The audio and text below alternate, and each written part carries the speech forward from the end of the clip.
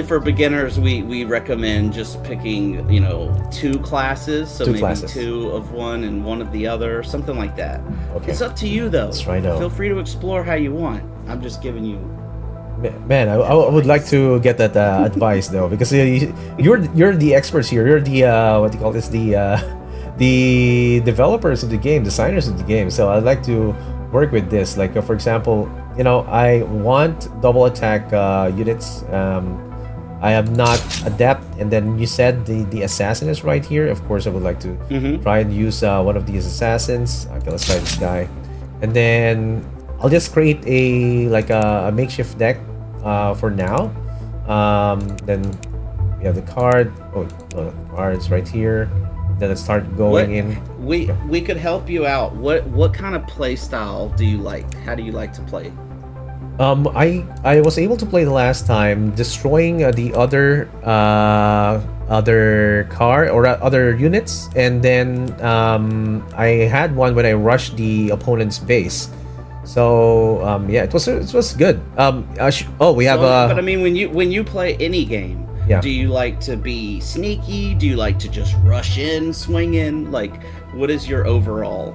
Do you like summoning a lot of things? My overall strategy is usually control. So I don't know how it plays out in this kind of game though.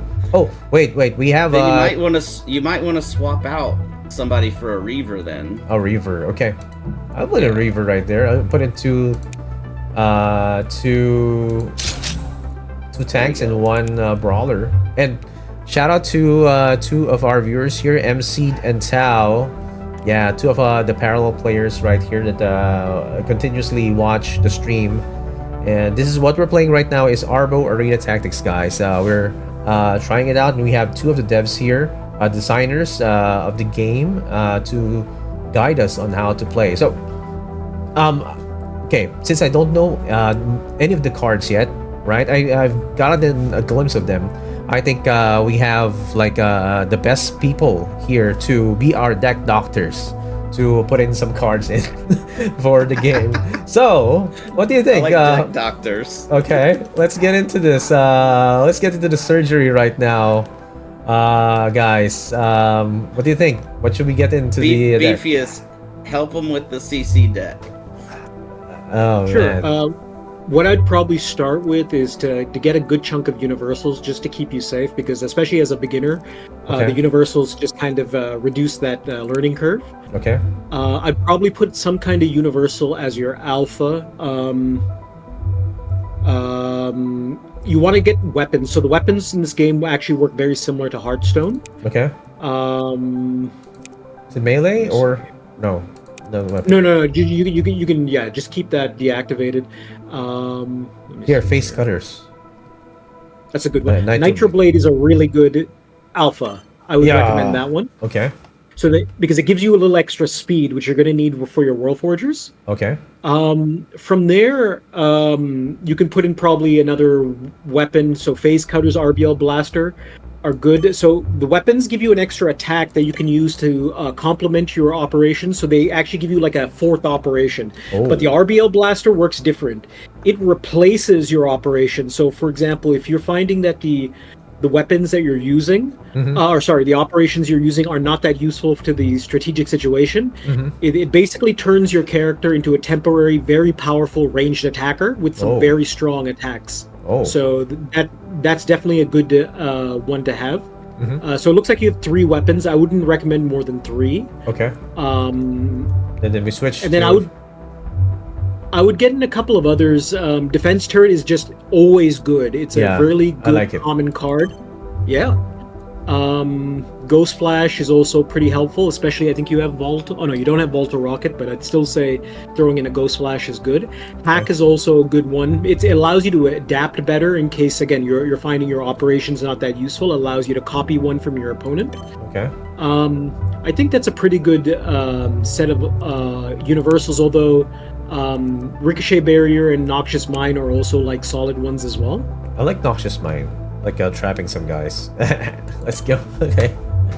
It's great, and what's also good, it helps even out your strategy because you want to make sure you don't have too many things of high cost. You can afford a little bit more because you have 2 World Forgers, but it's always good to have like some low cost to like even it out, kind of like your mana curve on Hearthstone.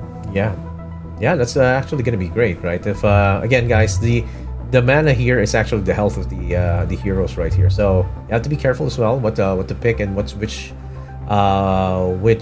cards to use in which situation. So, Holo Projection, this looks actually great. Like how long does it last though?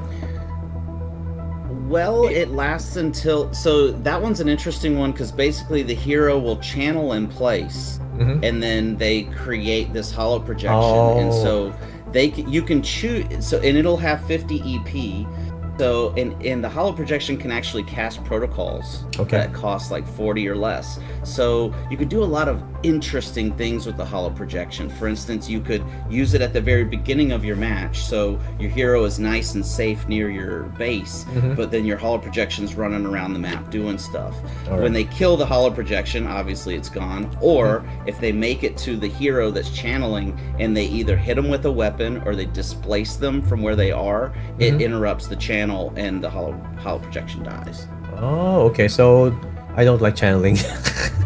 But I'm telling you, it's an elite card for a reason, because it's a very specialized thing. But you can do some incredible stuff with holo projections. You can holo project up onto the elevation or around a boulder where you couldn't get through. You know, like you can access some cool stuff. All right. One of the fun parts of our game is the combos, because your ops and your protocols can kind of have a synergy, and then also because you can play as many cards as you have energy for, you can chain them together in some crazy combos. One thing we have not explained is that in our game, when one of your heroes dies, then all your cards become half as expensive. Oh. And then when another hero dies, your cards become half as expensive again. Okay, so there is a strategy that people would have where they would sacrifice one or two of their heroes, so that they've got a ton of cards in their hands, and then they're able to just unleash some wicked combos in the late game. Oh, that's gonna be great. Actually, that's a good strategy right there. If your opponent just starts destroying them, and then you have lower cost, that means lower HP, then yeah. more stuff to work with, or at a lower cost. I don't know. I'm thinking something here like I remember Hearthstone Warlock can actually utilize the health, and then actually have some strategies that can be utilized by decreasing your health. I think it's the same, so to speak, but so yeah, I don't know. And that was by design for our game. We wanted there to be some really great opportunities for comebacks. Because one of the worst feelings in the world when I would play Magic is after the first hand is played, you realize, oh, I'm just gonna lose, and I have to just sit here and let this person kill me. In our game, you can't ever feel that comfortable that you have the upper hand, because I've seen some pretty amazing reversals in our game. Just like our reversals are what do you call that? Comeback as real. That's like one of the sayings that we have here in some of these games. But one of the shout out to Vladrax right here, one of the content creators that we have, one of our friends. And Tao is saying, I like that Arachno tech, dude. I want to see the Arachno tech, but maybe a bit later when we start playing this one for the Spectre. All right, so we're gonna be playing that later. What other cards? I have 7 more cards right here before we get into further questions, guys. Yeah, Holocat, why don't you help him with this? I think we were trying to create like a control deck. So I think you recommended the Reaver. Reaver. Okay, here we go. Yeah, so I mean, Clasping hook is a really fun one because you can either use it to pull yourself towards a structure or pull a person towards you. And it has an interesting mechanic. When you spend the 40 EP to cast it, you get 40 more EP to use on another protocol. Oh, wow. So it's a really good like comboing protocol to use. It's like, get over here. Yeah, pull them over to you and then hit them with like an atomic shatter or something, you know. Yeah. Here, what else? What should we get for? Flexing snare is really fun. That's like a mine that you throw out, and when they step on it, it changes the hexes around it into flexing hexes, which prevent characters from casting protocols when they step in it. And it also creates a little spider minion that can live on the flexing and attack. Oh, nice. That's good. Okay, you've got Ghost Flash. You've got Hack. You might want to get Field Arsenal. That's a good World Forger Reaver card. Yes. Okay. It and you might actually want to swap it with one of your weapons. So the Field Arsenal builds a structure that you can actually, your characters can get a free weapon out of every round. What? So it's like over a long period of over a long period of time, your advantage and your value is going to increase. So this is like basically an airdrop, right? Or yes. Yeah. All right. Okay, I get it. Each weapon comes with a certain number of charges that it can use before it goes away. And so when you pull something out of the Field Arsenal, it doesn't have a ton of charges. It'll usually just have one or two uses, but still, you can get an ion cannon out of Field Arsenal, and that's like the strongest weapon in the game. So that's cool. Right. Intercept is another great cheap bread and butter. Just lets you charge across a few hexes and run into somebody. If you hit them up against something, they take double damage. Nice. So wait. I know this. Overwatch.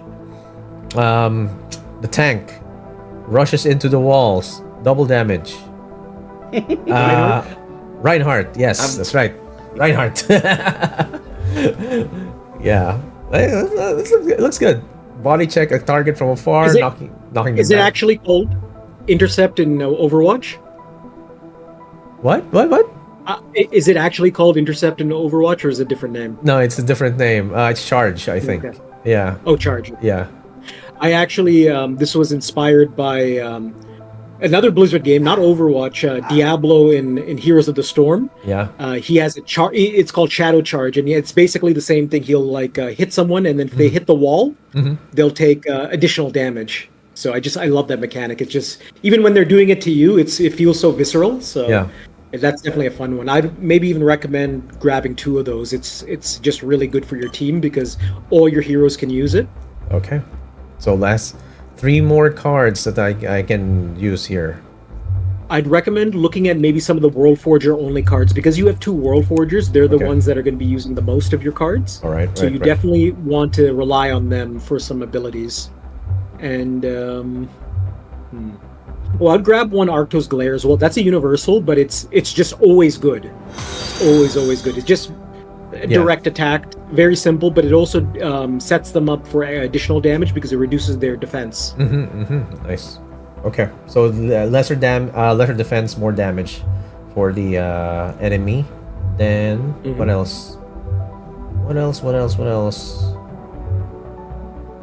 Oh, cast a challenger state on both the user and the opponent. Those with challenger must only duel with. I would not recommend using duel right now. We need to make some changes to its mechanics. Okay, duel. Yeah, but that one will be great when it's working right.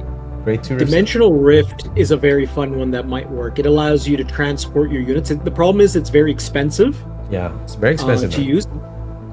But it is fun. If you want a little bit more protection, you can get Heavy Shields. Okay. So that's a World Forger Archon card. But your World Forgers, your World Forgers will be able to use it. Wait, let me get some Heavy Shields. There right, was. no, you right, just missed it. It was right above. Yeah. It's all in alphabetical order. Yeah, there you go. Heavy Shields. Okay. Equip a sturdy shield on target that nullifies attacks of over 40 damage. So it's above the HP, right? So Two heavy shields or just one? So if they try to hit you with something that is 40 or greater damage, it just nullifies it. All right. So they have to like wear the shield down with smaller attacks, basically. Okay. And the crazy thing about heavy shield is you can throw it on your base. Oh. So you can like do that and set it and forget it. All right. So, do I get 2 of these or is this okay? It's up to you if you want 2 of any card. So the maximum that we can get is 2. Are there any cards that are like limited to like just 1? Like I remember like legendaries in Hearthstone, like other TCGs, just one legendary. Do we have the cards like those? We do not currently in our game, but we're open to that for future sets. Right. All right. Okay. Thank you. Oh, we have new follows right here, Zyric. And we have also the real Holocat. Hey, that's you, man. That's me. That's not I wanted to comment. So this is one of the fake guys. This is not the real one. Hey, I'm a real follower. The real one. We have here also, the question from Taoya answered by you. Is this Web 2 or Web 3 game? I call it Web 2 in its current form because currently we're still undergoing development.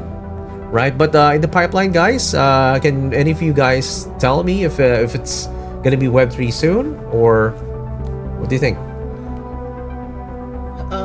We can't really speak on that. All right. All right. Okay, so none yet, guys. Crossing our fingers. Maybe. I don't know, man.